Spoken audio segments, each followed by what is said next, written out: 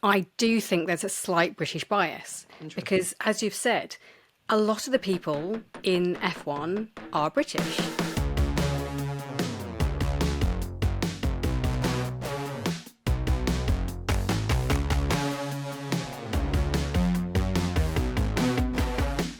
Hello and welcome back to The Fast and the Curious, the podcast that previews and reviews the Grand Prix and speaks to some pretty cool people in and around the sport. I'm Betty Glover and this is Christian Hugill. We're not the cool people, are we, Christian? Oh, God, no. I've never been described as cool by anyone ever in my life. I'm the least cool person in the world. But it's nice to be here. How are you? Yeah, I'm good, thank you. How are you? I'm all right. I've had a morning of it. So we're recording this in the morning, and we never record these in the morning. We always record these in the afternoon, and that's thrown me. So I dreamed about the podcast last night. I dreamed we were recording it in my old student radio studio from like years ago.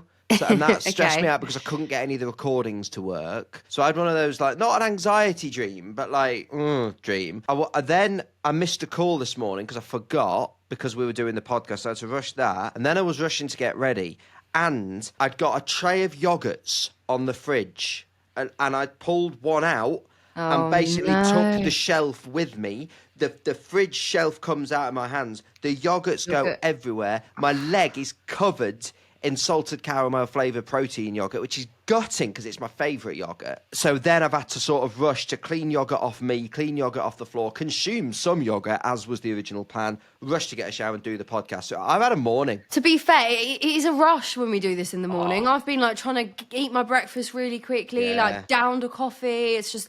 Oh, and don't get me started on coffee. Thanks to, and by the way, there has been literally hundreds. Thanks to literally hundreds of people who have sent me love and best wishes for the fact my coffee machine has broken. I'm sat here drinking instant coffee like it's the war. Oh, it's just, it's just such a shame. So, you know what, I do feel sorry for you. Oh, honestly, it's been really hard. It's been really hard. I'm okay. I'm doing well. Thank life. You. Yeah, thank you for the love and support. Wouldn't be so bad if I was away this weekend, but I'm not at this Grand Prix. Yeah, anyway, someone's coming to fix it tomorrow, so hopefully by the debrief it'll be done, but I'll keep you all updated. Well, I really do feel for you, Christian. I really do feel for you. Sending you lots and lots of love. I nearly didn't do this podcast. I really didn't. But yeah, you know. Anyway, should we crack on? Coming up today in this episode, it is getting to crunch time, isn't it? 4 races, 2 sprints to go. We're going to preview the Brazilian Grand Prix. Obviously, we're going to talk about McLaren, as it could not be any closer between the two of them. And we're also going to chat the future of Ferrari. We're also going to speak to Formula 3 and Formula 2 commentator Chris McCarthy, who's teaming up with BBC F1's Jennie Gow for a fun new thing, which we're going to talk about later. But Jennie is here now to talk about everything Formula 1. Jennie, how are you? I'm good. I have a cup of green tea, winning at life. Ooh. I don't drink coffee, so I personally don't mind that Christian isn't on the good stuff because it's okay. And I had a slight fail this morning as well, in that my stroke brain took over from my actual brain this morning, and I shampooed my hair twice. And that's good for your hair, though. That's good for your scalp. But I was really in a rush. I really thought it was like, I thought I put conditioner on, and I was like, this is really frothing up a lot. And I realised, oh no, I've just shampooed it again. Doesn't it take women a lot longer to do that? Because that would take me an extra like 60 seconds of my day. Is that a longer thing for an woman? Yes. I think it's just the length of hair. Sure. Or the mass of hair. And you've got quite short, trimmed, nice hair. Thank you very much. Whereas for Betty and I, with slightly longer hair, with a curl in it, nightmare. Yeah, and I should say, in the interest of inclusivity, I suppose a gentleman with longer hair could also take longer to shampoo. That is very true. Jennie, we should also just mention before we carry on, this is something me and Betty picked up on. If you're watching on the YouTube, you'll be able to see us, which is amazing. And Jennie's got a brilliant, like, Tottenham Hotspur background. And Betty asked, and we should ask the question, are you a Spurs fan, Jennie? So I have to note that my husband is the mad Spurs fan, as is his family. And I've kind of just got taken along for the ride. My team is actually behind the camera with a Portsmouth shirt on this side. Up the Pompey. Exactly. So I covered Pompey when they got promoted. And ever since that point, I have been a marginal Pompey fan. But I didn't have any particular allegiance to a football club growing up. I just loved it, but didn't have a particular team. So I've been very easily I suppose, swayed, that's the word, into supporting teams along the way. Good win over Copenhagen in the Champions League last night for Spurs. Everybody's happy. Stonking. Mickey van der Ven with an absolute worldie. Have you guys watched that goal? Oh my! I've not seen that. God. I was watching Liverpool on the other side. Insane goal. I love him. I love Mickey van der Ven, and I don't particularly love Spurs that much. Anyway. Should we stick to Formula One and stop talking about just Formula One if you like. I've had a nice time. I don't know about people listening, but I've had a lovely time. We do some Formula One, yeah, fine. Let's talk about this race. Let's talk about the fact that there is literally 1 point between Lando and Oscar. 1 point. This is going to be absolutely fascinating, Jenny, isn't it? To see how this is going to play out, because we've got a proper McLaren battle on our hands for the last part of this season. And it is actually mad when you think about it, because Lando was trailing Oscar by 34 points not that long ago. And now he's in the lead. And he was coasting. He said, didn't he, at the Dutch Grand Prix, well, I can just relax. I don't have any pressure on me now. I can just go out, have a bit of fun. Now the pressure is really on him, leading the championship, the first time since round 4. And I just wonder how that dynamic is going to shift and tilt within the team, because Piastri has been leading this championship for such a long time, had the advantage, had the momentum, thought it was going to be a walk in the park. I actually predicted that he'd win this round. And now Lando Norris has taken the lead, and it looks like it's going to go right down to the wire. It's amazing. It's so good, isn't it? I cannot wait. We needed a season like this. We've needed it. And we always say we started this podcast in the worst possible season. When was it? 3 seasons ago. To the 2023, when Max won by, I believe Max wrapped up the title of round 2 in China. It's true though, and now we've got a proper battle. Christian, it's going to be really interesting, isn't it, to see how Lando deals with the pressure of being hunted. Yeah, he is the hunted. He was the hunter. Now he is the huntee. Oh, he's the huntee. Is that not even a word? Easy, is it? I don't know. I've made it a word. Easy, is it? It's not easy, is it? I think that there's so much pressure on Lando Norris because for the first time in a long time in Formula One. I mean, we're talking getting on for a decade until like the 2010 sort of season when we had a great battle between Alonso and Vettel and Webber. There's so much on Norris because he's not just got to think about Oscar, who is his teammate, which brings all the complications of that. But Max is on 3-2-1, Lando on 3-5-7, plus a sprint weekend this weekend, let's not forget. So that's another potential 10 points on the table here. We saw what happened last time there was a sprint weekend. We shouldn't discount the fact that these sprints, of which there are 2 more including this weekend, could have a significant impact on this title. So there is loads of pressure because he needs to maximise everything from not just his teammate but from Max as well. I think, again, I refer back to any time you speak to racing drivers, they say the same thing. You've just got to go out and do you.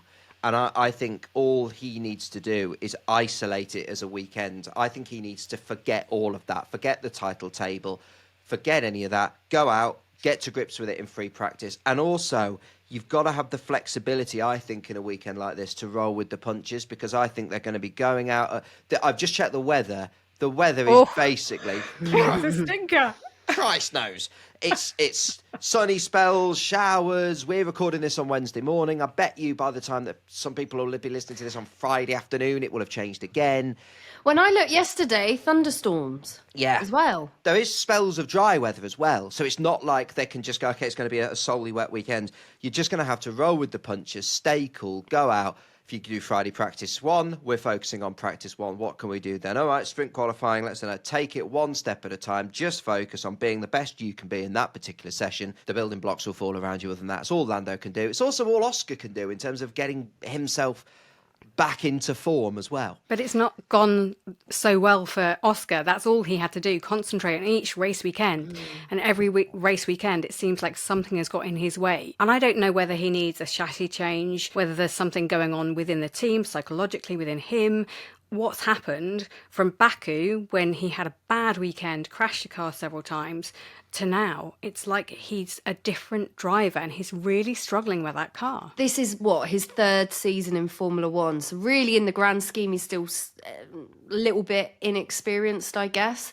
And this is the first season where he's had a lead like this. And Do you think that's part of it, Jenny? Is that he's just... Before you asked Jenny that question, Jenny raised the word chassis change, which is something a lot of people are theorising. Oh, very understandably so. It's a perfectly reasonable theory given the struggles he's had so far. We've seen that a lot in the past where drivers have said, I'm struggling, change my chassis. I think I seem to remember it happening with Schumacher. I think it happened with Perez. Rarely does it actually make a difference. Rarely do you see, yes, it was the chassis and that's fixed everything. I also directly asked McLaren about this as well and was told there's nothing that shows on any of the data, any of the telemetry, that there's a chassis issue. It's also not like Oscar's feeding back, I need a chassis change, guys. I think there's a lot of people sort of oversimplifying that. The people are thinking that Oscar's going back and knocking on the door and going, I want a new chassis. My understanding is that's not the case. And also McLaren sort of emphasised to me that, well, if they did think there was the need to change the chassis, they'd change the chassis. Like, they're not just going to not do it. They want both drivers to be in with a chance of winning this championship because Max is knocking at the door. So there's no reason not to give Oscar a change of chassis. This might be a stupid question, but how easy is it to change the chassis? Like that.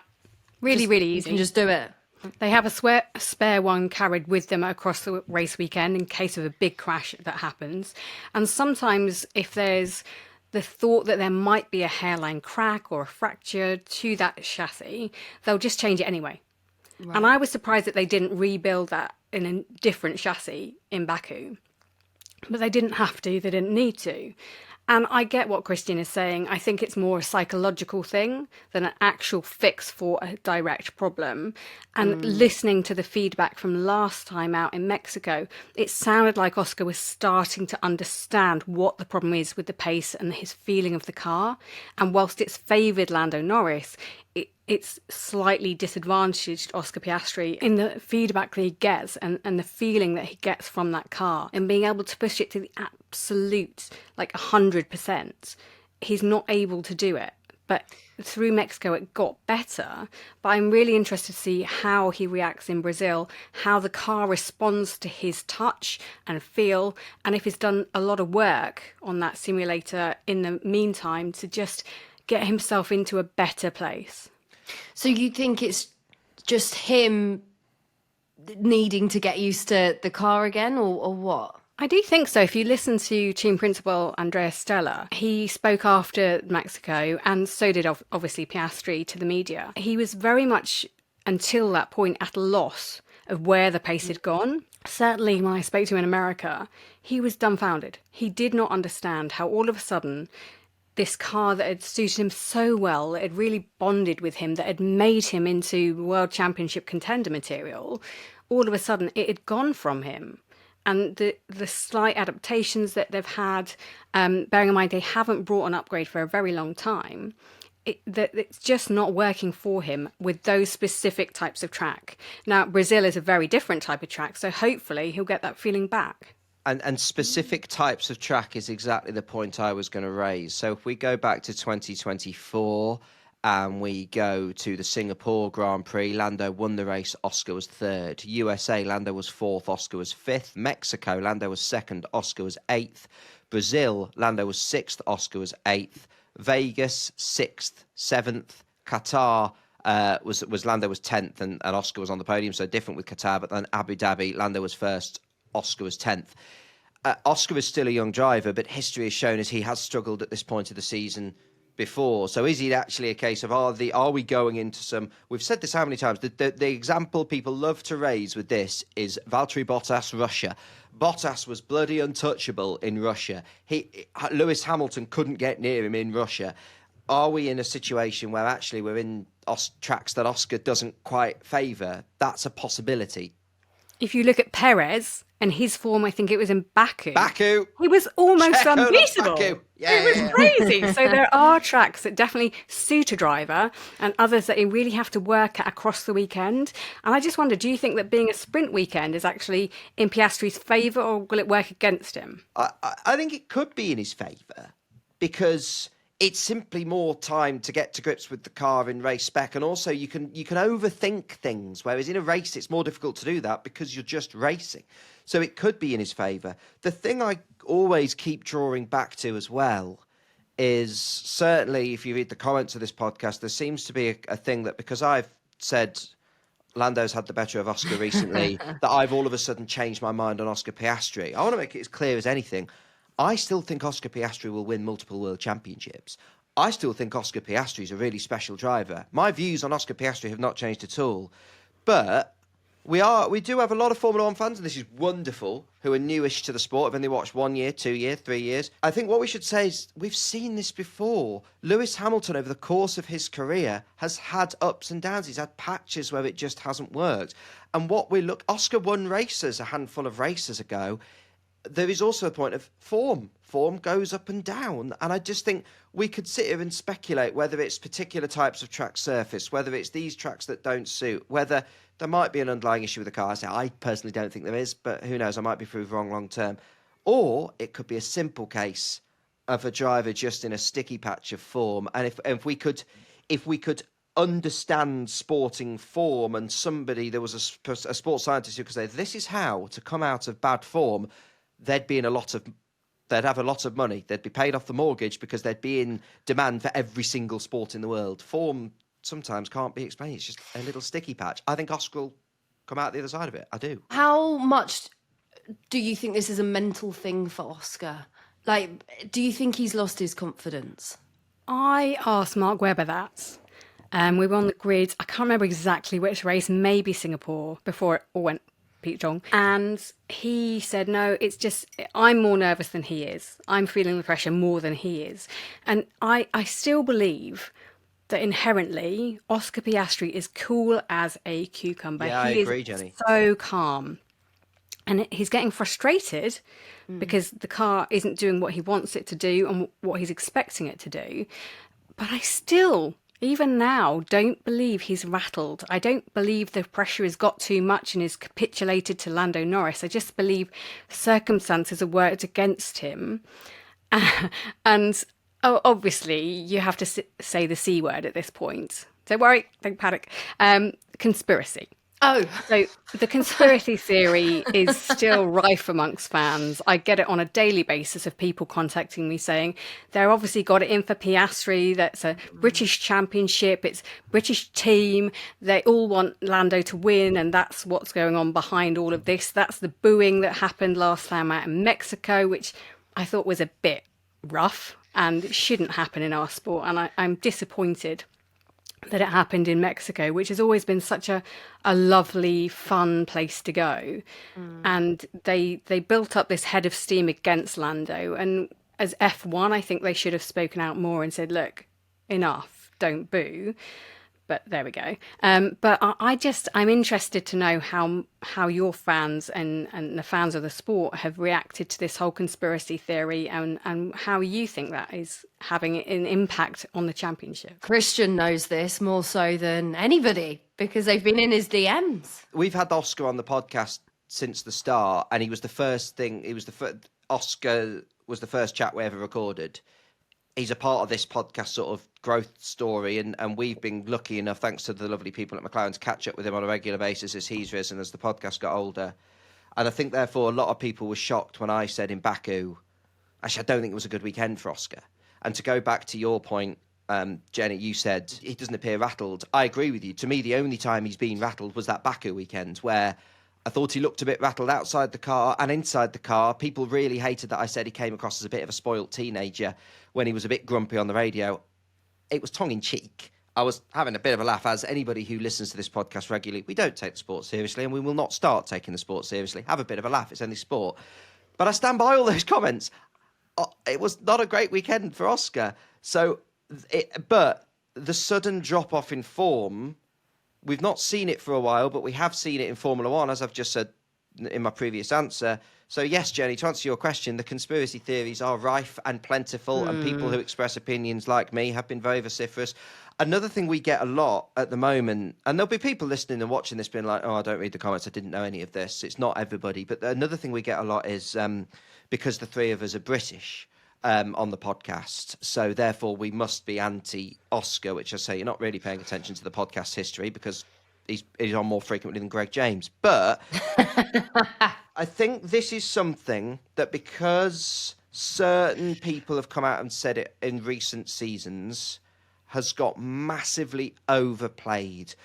me and Jenny are lucky enough to be in the paddock a fair bit. Jenny's got vastly more experience in the paddock than I am, and I'd be interested to know if you agree with me here, Jenny. But the issue of nationality, in my opinion, in my experiences of chatting to journalists, people who work in the sport, team members, whatever, it doesn't come up because in Formula One, you're so used to interacting with people from other nationalities.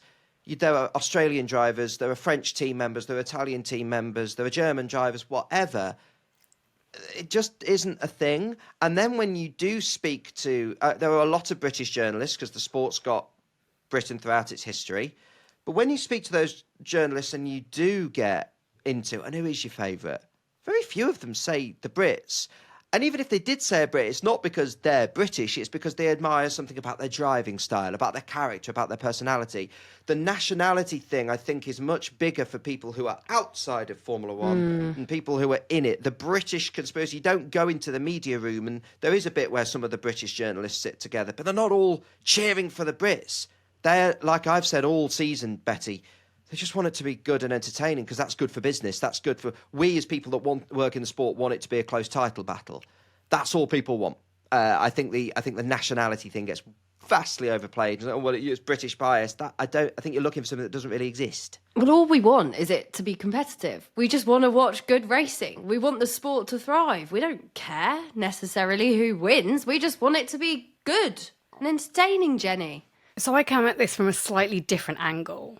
Whereas I do think there's a slight British bias because, as you've said, a lot of the people in F1 are British. Yes, there's multinationals represented from all corners of the world and travelling circuses, 3,000-4,000 people. But the language of choice that everybody has to speak is English.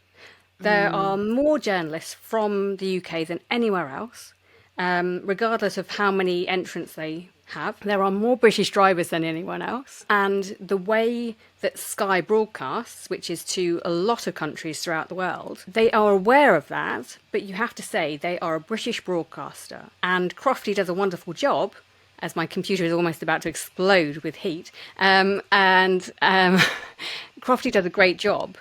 But as with any broadcaster, let's say you're watching football and it's Gary Lineker and Clive Tilsley, I'm mixing up all the different broadcasters, and you're listening to commentary of England versus Switzerland. The commentator is going to be more excited for an England goal than they are for the opposition goal. Not because it's a bad game or that it's just the way we're made. And if you listen to commentary in Brazil, the Brazilian journalists will be more excited from a Brazilian goal than they will if England score. It's just the way we're made and the way that we represent the sport. So I'm not saying that Crofty will be more excited because Norris has won the championship. I think we're all better journalists and broadcasters than that. But inherently, there must be something within you as a Brit going, this is great. I want to see the best person. And if it happens to be Norris, maybe we should be excited for that. Maybe that should be the best outcome as a Brit. I don't think there's anything wrong with that, as you said. I think I'd slightly disagree, Jenny. Again, to use a commentator analogy, one of the most excitable commentaries I've seen is Alex Jakes for Charles Leclerc winning the Monaco Grand Prix. Jakes, he was just in his element, and that's not a British thing. So I'm not sure it's there as strongly. I don't see it as much as you do. But I think the fact that we have differing opinions on it suggests maybe there is something that I don't know. But isn't that the whole Jakesy thing with Monaco and Charles Leclerc? That was for the love of the sport, because we're all involved and invested in this sport, as the fans are too. But that's why I think it's stronger than nationality. So I agree with you on that side. But I do think there is a sway towards British Englishness in the paddock, and I'd be more interested to hear from the French broadcasters or the Brazilian broadcasters about actually how they feel this championship is being depicted, and if they feel this slight disbalance. I'm asking lots of questions about it because I don't want to just take that there's nothing there, because if enough people are saying it, maybe there is something there, but I'm too British to see it. I get what you're saying, and I think it is good to ask those questions and sort of like try and see both sides of it. I don't know. It's interesting. I can't see any anyone in the media being more biased towards Lando than Oscar just because Lando's a Brit, but maybe that's me being naive. I certainly don't see it like that. If anything, I think a lot of people support Oscar more, to be quite honest. See, that's with the you. thing. Are we double checking ourselves because we think we can't favour Norris, so we're all backing? I don't know. I don't really know what I feel about it. And also, I can only speak for myself. When I am lucky enough to go to races, speak to drivers, my fan relationship with the sport is obviously therefore vastly different. And people ask me all the time, who's your favourite driver? I don't have a favourite driver on track. I just don't. I don't look at the sport that way. I look at it and wanting it to be entertaining. And therefore, that's where where I would be biased, right, is if we'd had 15 Max race wins in a row, I would be actively in favour of Max not winning the next Grand Prix because I want entertainment. That's where I'd be biased. That's where I hold my hands up to my bias. But even during the Hamilton era, when he won everything, it was the same. People were like, yeah, absolutely. I wanted somebody else to win. Yeah, 100%. But I can go off I love talking to Alex Albon, who's Thai, because he's chaos. I love Oscar because he's the loveliest, sweetest guy. I like Lando because I admire his principles. My reasons for liking these guys or not liking these guys come to me personally nothing to do with their nationality. But it's a fun topic and one we will undoubtedly revisit. we are yet to interview a driver who has not been very nice to us. We haven't met an angry, mean driver. So maybe when we do, then we won't favour them. Should we talk about Max Verstappen, though? Because 36 points off the lead, Jenny. Do you think he could do it? What have we got? 4 races left and 2 sprint races. Is it possible? I mean, he goes well at sprint weekends, doesn't he? Which is a worry, I think, for McLaren, that he could sneak in there and pull a surprise come Abu Dhabi. I wouldn't write him off. He has been, I used it in a column that I did, unverstoppable for the last few races, because he just seems in the form of his life. He's free. He feels very comfortable. He's in a good place in his relationship. Everything is balanced, it seems. And obviously it's easy to look from the outside, but he doesn't have any pressure. Or does he? I'm saying, with the thought of 5 world championships in a row, only one man's ever done that before. We all know who that is, the most successful driver around Brazil as well. So Max could do it, especially if it's raining. We've seen what he's like in the rain in Interlargos. I think it's a long shot, but never write Max off. Yeah, you can't write Max off. You can't. But he's got a mountain to climb, doesn't he? He really does. But if anyone can do it, it is Max. And that is it for part 1. After the break, we're going to talk about Ollie Bearman to Ferrari? Surely not. Christian, the end of the season is getting so incredibly close. The championship battle has been insane. We're all going to miss it so much when that final race of the season comes around, aren't we? I mean, I'm usually ready for a break at the end of the F1 season, but you just kind of don't want this one to end, do you? Like, with so little in it, with Lando and Oscar going between them. But, like, the winter break is getting shorter and shorter. So there's us saying we don't want this season to end, but 2026 will literally be here before we know it. I know, I think you need a holiday, to be honest. I think we all need a holiday. But us sports fans, we're so fickle, aren't we? Because instantly there is going to be a whole load of new storylines that we are just going to get carried away with. Whole load of new drivers that we are going to get behind and say that they're going to win the championship. And there's also going to be brand new cars for everyone to get used to as well in 2026. And a whole new flipping team joining the grid as well. There is so much drama. I just love it. I love it. So much drama. But that means now is actually a good time to start plotting out which races you might want to get to next season, because with F1 only getting bigger and better and more exciting, tickets for Grand Prix, they get snapped up so fast. And that, Christian Hugel, is where our good friends at Gulliver's come in. We've spoken about them a fair bit this season, but if you haven't heard of them, they're basically a cheat code for getting you to your dream race weekend. And what's been so lovely is the amount of you who've been in touch saying you've used Gulliver's and you've either gone or are going to a Grand Prix. You guys are actually getting in touch with Gulliver's, and it's absolutely brilliant. You guys are telling us how brilliant they are, because as we all know by now, they just take the faff out of all of the logistics that come with following F1 around the world. And trust me, as someone that goes to a fair share of races, if I could pay someone to take care of my travel, accommodation, getting me to and from the race, just letting me enjoy the racing, I would give them a blank check. Take all of my money. Here is my debit card, because honestly, it can be a nightmare. It's so worth doing, having Gulliver's just sort it for you so you can enjoy Formula One. Here is everything. Take it all. Because you always get lost as well, don't you? So it would actually be really helpful for you. It's also pretty mad that you can get everything in one place. And Gulliver's have already started taking bookings for the 2026 season, everybody. So you need to get on it already. If you head to gulliverstravel.co.uk, you'll see packages for some of the most iconic circuits on the calendar, like Silverstone, Monza, Spa, and also Monaco. Yeah, Gulliver's take care of everything, and there's even Gulliver's tour managers on hand at every race. Like, it can be daunting when you're at these tracks, a long way away from home, in the middle of a foreign country that you don't know. So having somebody just there to talk to is amazing. They make sure every detail of the race weekend is taken care of. That website, again, is gulliverstravel.co.uk. Get planning your 2026 Formula One season right now.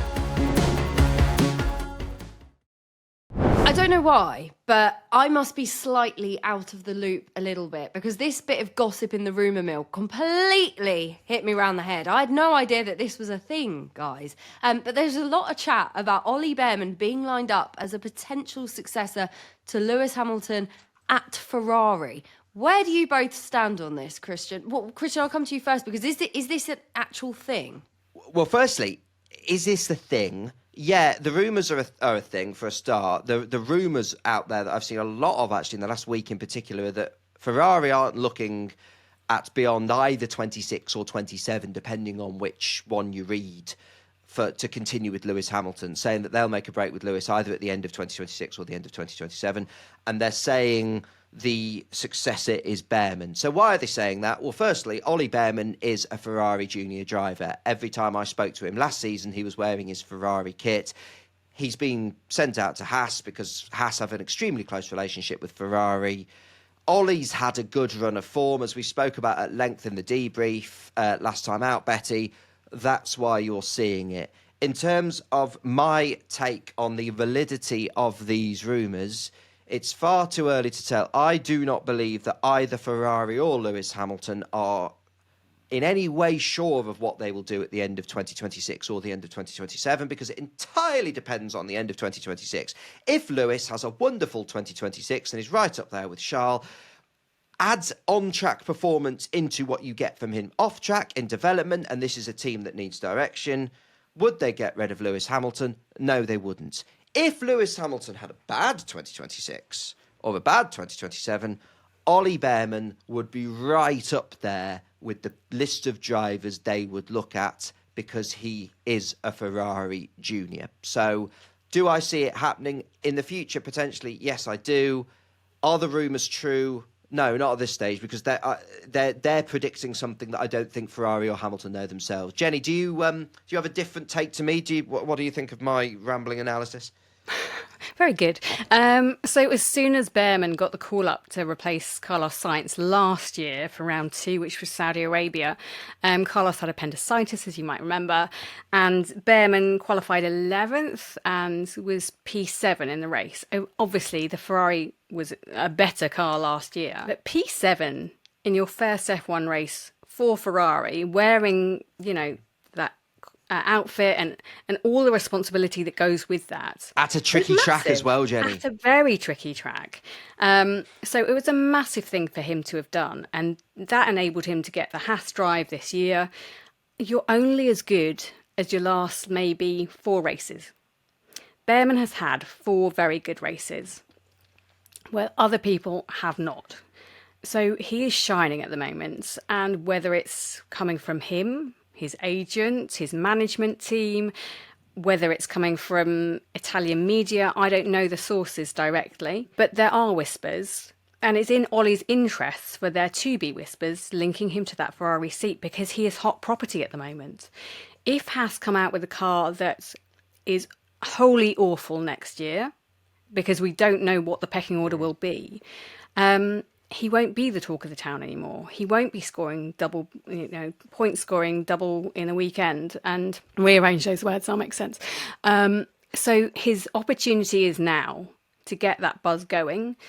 And on a year where Lewis Hamilton has struggled both emotionally, physically, being able to drive the car, everything. If you go back to Budapest, I've not seen him looking that low, speaking to us as media, for years. So if the car doesn't perform well next year and Ferrari create another dog, which is possible, Ferrari I created know a you won't dog is a believe lovely it, quote. but it's happened before. Certainly has. Will Lewis stick around for the whole year?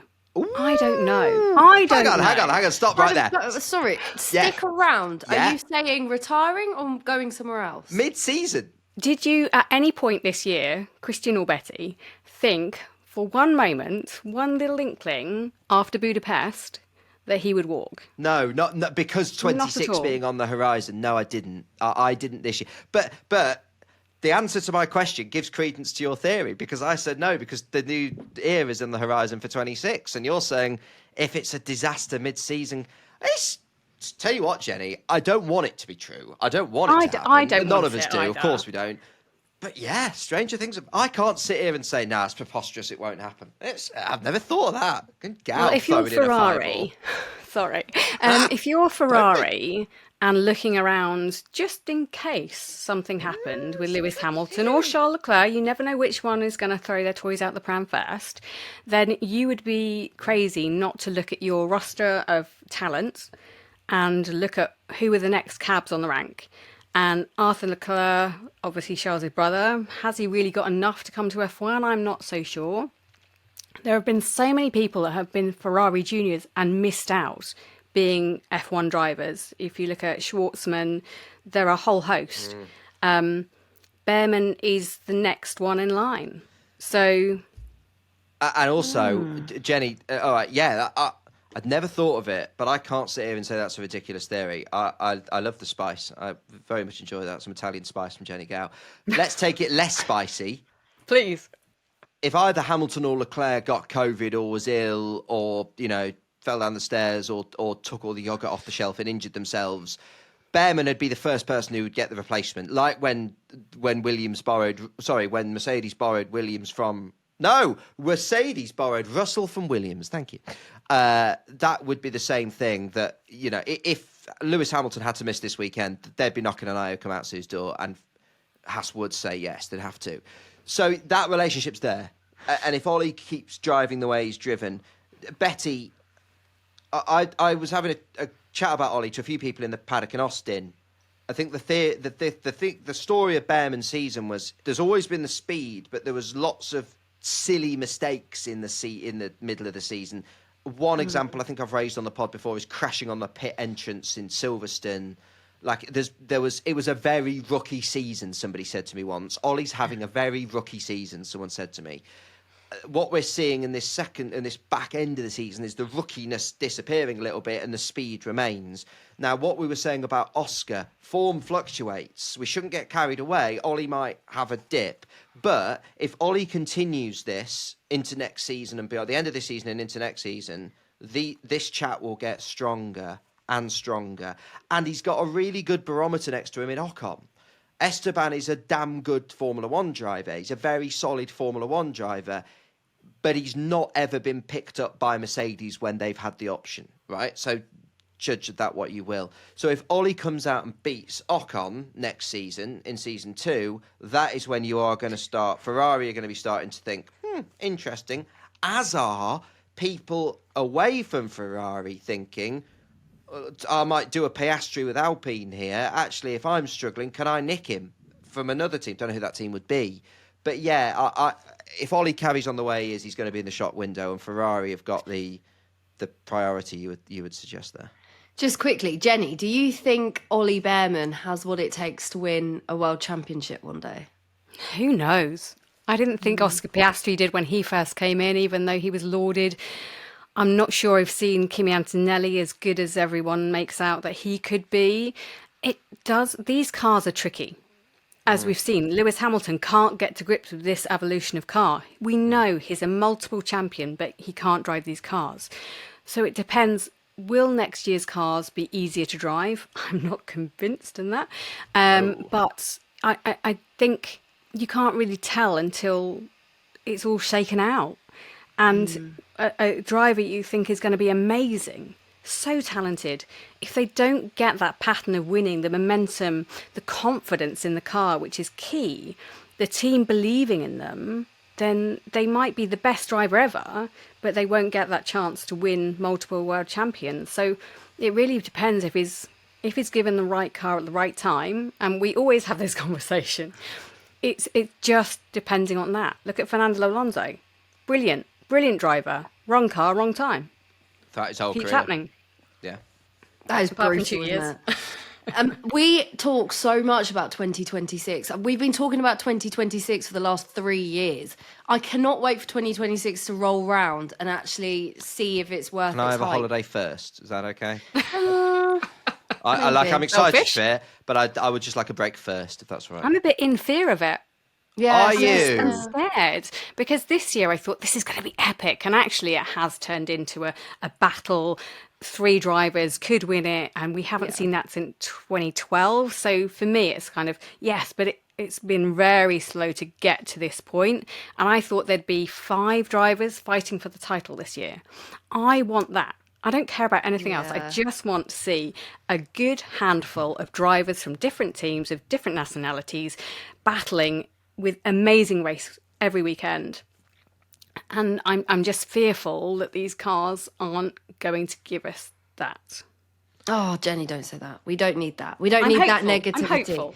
I'm putting all my positivity into 2026. Right, let's take a quick break. On the other side, we'll talk to Chris McCarthy. Welcome back, everybody, and a big welcome to Formula 2 commentator Chris McCarthy. Chris, welcome to the Fast and the Curious. How's things? Have you had a good morning? Because everyone on this podcast seems to have had a shambles of a morning. Been very good. Thanks so much for having me on. Fan of the show, so it's a pleasure to be here. Thank you very much for having me on the show. Oh, excellent. Well, we're going to talk about F2 and obviously F1 with you in a moment. But firstly, you have managed to get Crofty, a host of talented young drivers, the celebrity chef Tom Kerridge, our old mate Chloe Grant, and Formula One's tallest commentator ever, Harry Benjamin, into the same room in big Hilton man. Keynes this month. He is a big man. Long gentleman, Benjamin. Yes. Isn't he? Long man. He's a he big is. lad. Long gentleman. Why have you done this? What's happening? Talk to us about it. Yeah, I mean, Purple Sectors was a event that really started for me a couple of years ago now. I was diagnosed with epilepsy when I was 17 years old, and I didn't really open up about it too much at the time. I think a lot of people, when they get epilepsy, they're they're embarrassed to speak about it. They hide from it, and that was something I did when I got it. It wasn't until a couple of years ago really that I was brave enough to go round the paddock with a t-shirt on that really showed that I had epilepsy. And when I put pictures out about that, the paddock really warmed to me, and I started to get into conversations and realised that people very near to me were suffering with similar things or had connections to epilepsy in similar ways. So off the back of that, I approached the Young Epilepsy charity and came up with this idea that why don't we give people with epilepsy who cannot race. Ultimately, I used to race myself, and when I got diagnosed, I lost my race license. Haven't been able to race since. But why don't we give people with epilepsy a chance to race their heroes, a chance to become racing drivers through sim racing? Put them in the same room as people like Chloe Grant, professional racing drivers, the people they listen to, like people like Harry Benjamin, in the same room and go racing for an evening. And that's what we did last year with the first event. And this year, thanks to Neil Cohen, to Jennie Gow, we've expanded that project, and we've brought some big guests in for Purple Sectors too, and made some initiatives off the back of it. So it's been more successful than I could ever imagine, and we're only in year 2. So yeah, it's been really good to see, and it's creating, I think, a bit of a community within the paddock. Oh, that's amazing. Jenny, why did you want to be part of this? Well, firstly, Chris is amazing, and he's very good at what he does and very good at telling a story, which is bizarre, really, because as a commentator, you don't do that at all. So I suppose racing's loss is our gain as a community of commentators, broadcasters and journalists, because Chris is great at what he does. So my daughter was diagnosed with epilepsy last Mother's Day, so last year. And it was a bit of a shock to the system. She has absences. So her seizures aren't like the shaking ones that are, I suppose, most recognisable. She just goes away for some time. It could be up to a few minutes, it could be seconds. So we're trying to navigate this new life. I've met lots of people who are mums and dads of people who have epilepsy, children. It is very much a life-changing illness if you have it and you have it for the rest of your life. A lot of children do grow out of it. But I just wanted to do as much as I could to raise awareness, because Chris is right. It's another one of those things that we don't talk about. We're scared to talk about it. And the more we are aware of it, the symptoms, what we can look out for, how we can help, how we can aid, how we can mentor young people who have got epilepsy to have a better life, to make the best of their life, then the more we can do, the better, I think. It's really lovely because, guys, it's something like we like to speak about the stuff that people don't speak about on this podcast. And I think, weirdly, like sport sometimes falls a little bit behind society. Sometimes some of the taboos in society still end up being taboos in sport a little bit later on. So it's why we always talk about whether it's getting women involved in motorsport, whether it's LGBT stuff, all the stuff we talk about on this podcast. Chris, obviously you've always had a passion for motorsport. You've raced yourself, as you say, in commentary. Were you worried that your epilepsy, we know it unfortunately stopped your racing, but were you worried it'd have a wider impact on just your motorsport involvement, full stop? A little bit. I mean, obviously, getting around the country when you can't drive is a little bit difficult. But in all honesty, it's actually become quite a positive thing because it forced me to have to meet people within the paddock. I found myself in going to tracks. I remember the first time I did Formula Renault Eurocup, I arrived at Hockenheim with absolutely no idea how I was going to get to the hotel, then how I was going to get back, and then how I was going to get back to the airport. But then that forced me to meet a load of people, so I've become quite a good passenger for people, and I've often had to see people with racing jackets getting on flights and go up to them and ask them if they're going to the racetrack, and then ask them for a lift and buy them a coffee for the pleasure of it. So yeah, to be honest, it's forced me to become a little bit more confident, I think, in the paddock, and I've tried to turn it into a positive, and that's what I think through this event, myself, Jennie and Neil, we're trying to do. We're trying to include people and show them that they should become involved in the sport. They shouldn't let this hold them back, because yes, we do have this. I do suffer with epilepsy, but it has never held me back. And actually, all the people that when I've opened up to the people that I've worked for, they've only gone out their way to help me get around it. So I did worry about it a lot, and that's why I never spoke about it. But the more I opened up about it, the more help I got, actually. Chris, you also mentor quite a lot of young people as well, don't you? You sort of try and help them. Can you talk to us a little bit about that? Why do you do that, I guess? Yeah, so one of the things with Purple Sectors we did this year, when I went to Jennie and to Neil, we decided that we wanted to take the event a little further than just having people with epilepsy race at the event, which was something we did last year, something that we're going to do again this year. But we... Young Epilepsy has a great program called the Youth Voice Network, where they help a lot of young people through their epilepsy and help them deal with it. So we went to the Youth Voice Network and gave them this opportunity, all the members on it, to become part of the broadcast team for Purple Sectors this year. And after quite a few applications, we took 5 people to Silverstone, to the Silverstone 500 race, a British GT race, and we took them round. Jennie took them into Hayfisher's truck, where they got to see a broadcast live. We took them into Kean Jewis, the GT driver, who eventually won the championship. They sat in his car, which was really cool.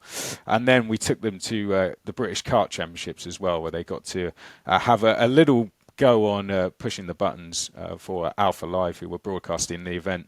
And this year, next week, they're going to be helping us broadcast Purple Sectors 2 live. So it's going to be a really cool experience for them, a first thing on the CV for them, and hopefully then something they can take on to try and go and work in the industry. That's brilliant, Chris, because you're providing people with opportunities, which I think all of us, me, Chris, Jenny, Betty, we all know, unless someone gives you a go at something at some point, you don't start. We've all got somebody to be grateful for who's gone, yeah, go on, have a go. So that's massive, and you're being that person for so many people, Chris. And also, Jenny, I think you'll relate to it. So many people who listen to this podcast and watch this podcast will relate to it. The fact that if you're different, whether you've got epilepsy, whether you've got a learning difficulty, whether you're gay, whether you're a woman sometimes in sport, there's that worry, that feeling that because I'm different, this is going to stop me. And I suppose talking about it in lieu of events like this helps get rid of stigmas and realise you can be involved in sport, in our case, motorsport, no matter who the hell you are. Exactly. And as the diversification of F1 fans continues to grow, there are more people coming to this sport, younger people, different people, people that we want to not only open the door to, we want to blow the door off and say, you're whoever you are. I don't care if you're young, old, black, white, it doesn't make a difference. This sport is inclusive. And this society is one that will support you. It's not about booing someone. It's about cheering for someone and lifting them up and hoping that they can go on and be even better than you are. So I am a thoroughly believer, or I thoroughly believe in mentoring, ambassadorships, leaving a gap open for someone else to explore what they can bring to this sport. And it doesn't matter who you are, you will always have something different to bring, which will be of benefit to someone. Absolutely. And right, Chris, you mentioned Purple Sectors 2. We know it's in Milton Keynes. It's November the 11th. If people are listening to this, we've got people listening to this all around the world. Milton Keynes is a bit of a trek, and I'm sure they'll send their apologies. But if you are fairly close to Milton Keynes on November the 11th and people think this is something I'd like to go to or even just get involved in, Chris, what are the details? Where can people go? It's going to be live broadcast on Alpha Live's YouTube channel. The link is already up for that, so do go and check out their YouTube channel, and you can already see that we've got the live stream link up there ready to go. We're going to be actually broadcasting not just that, but a content creator race as well, which will be filmed a little bit earlier in the day, so you might see some familiar faces in that. And then we've got our Instagram page as well, at Setting Purple Sectors, which has links to our raffle prizes as well. So if you can't be there, then we've got some great auctions, some great raffles.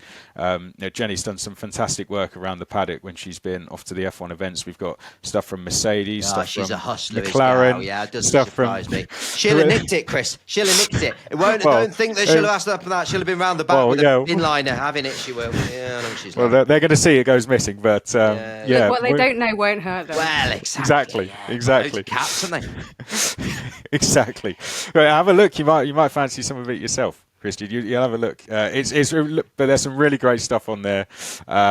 We've got stuff coming in from Paul Oz as well, which looks really cool. So you also have one of these up for grabs as well. I don't know. I mean, I don't know if it's any worth it. But Jenny, is that How to Read F1 available still in all good bookshops by Jennie Gow? I actually believe it is. Yeah, interesting. For Christmas. So, I mean, you know all about books, Christian. I do. Gotta get it while it's hot. Would you say it's the perfect Christmas gift for a Formula One fan? That's How to Read F1 by Jennie Gow, available now in all good bookshops.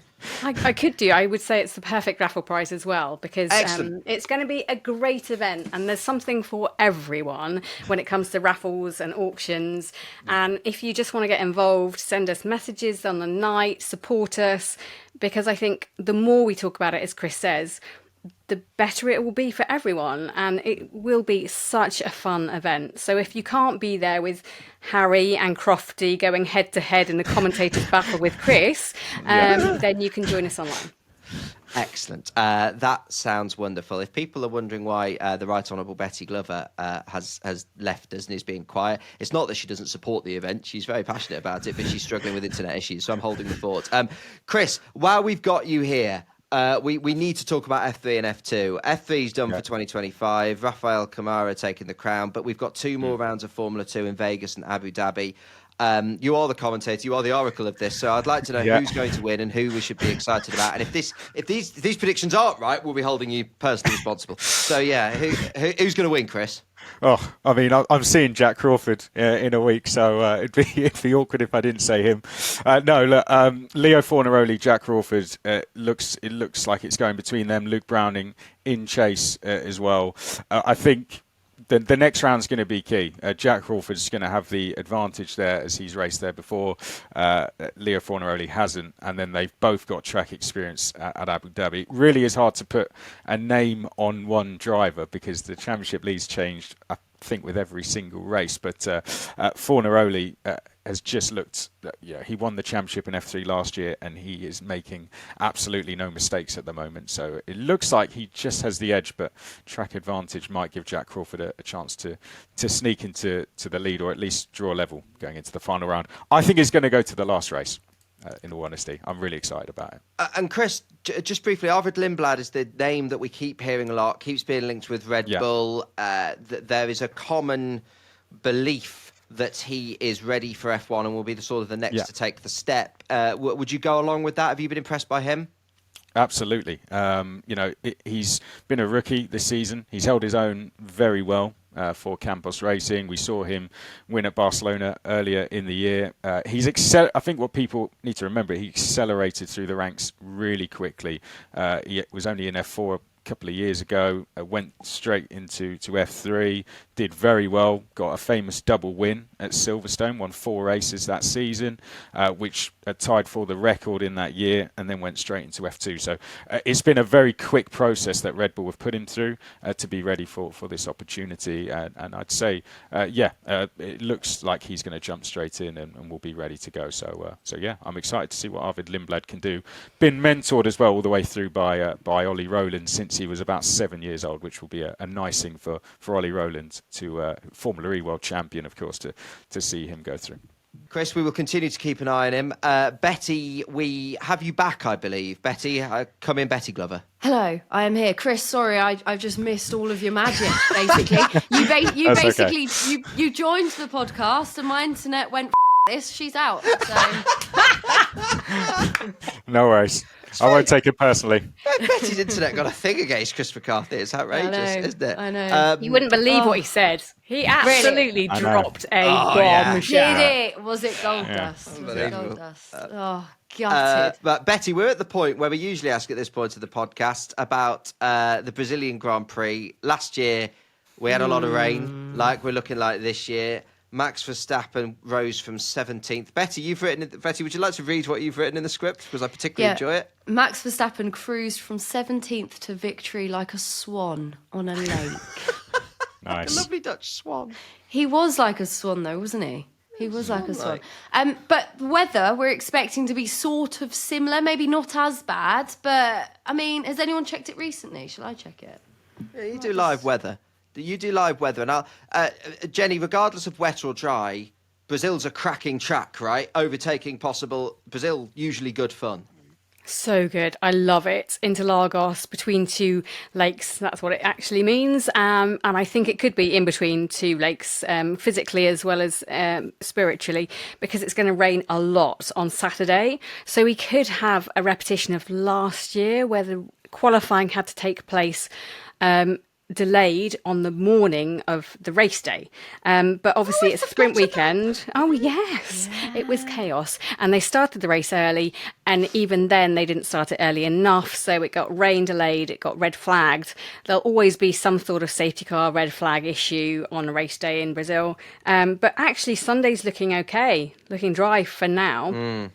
So, and I like your analogy of a swan, but to me, if you've played Mario Kart, it was like you suddenly got the bullet. And suddenly you were like from the back to the front in one click of a steering wheel. So he was so dynamic, and I wouldn't be surprised if he did the same again. Chris, what's this track like? Explain it to us, and who do you think will thrive on a track like this? I've been super impressed with the rookies. Have done very well, haven't they? Isaac Hadjar is doing so well this season, and I can see a big result coming from someone like him this weekend. He's got that opportunity. The rumours of him maybe jumping up. So yeah, I think we're going to see a big result from one of the rookies. Ollie Bearman is obviously in good form at the moment, currently. But yeah, this is always a track that produces, one of those surprise results. One of the smaller teams sort of jumping up and getting either like a top 5 finish or a podium. But I'm gonna stick with Isaac for this one and say he's going to produce a big result this weekend. Maybe get a top 5 finish or something. Love I don't know. it. Yeah. Lovely. Let's do top 3 then. Predictions from everyone. Christian? No, come back to me. Oh, Chris? I'm gonna be boring though. I'm gonna go Max Verstappen to win, Lando Norris in second, Oscar Piastri third. I'm gonna be quite boring with that, but I think Max will win this weekend. Jenny, I feel like you probably agree with the Max prediction there. I feel like a Max clean sweep again with pole, sprint race and the win, which will shake things up again in the championship because, well, there's a lot of points up for grabs this weekend. I think Norris second. Ooh. And I think we're going to get an outlier in third place, someone really random. So I am going to go for, let's just blow it wide open, Tsunoda. Oh, I'd love that. Can you imagine? I'd be so happy. Little Yuki on the podium. It'd be joyous, wouldn't it? I know last year 2 Alpines were on the podium, so never write anyone off. Why not? I mean, no Oscar on your podium there, Jenny. I mean, obviously, huge bias.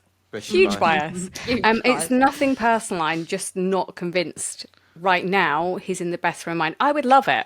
I would love it if he was able to turn things around and really fight for this championship because he deserves it. He deserves to be able to fight there, but I'm not convinced yet.